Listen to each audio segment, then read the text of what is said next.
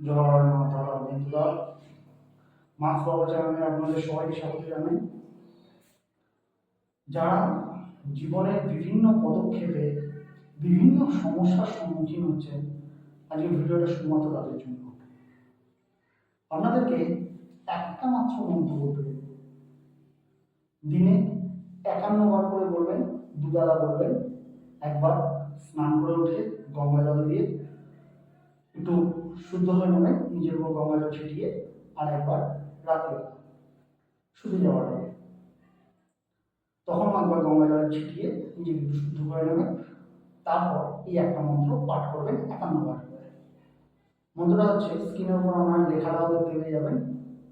ওম কৃষ্ণায় বাসুদেবায় হরে পরমাত্মনে প্রণত ক্লেশনাশায় গোবিন্দায় নমো নমঃ।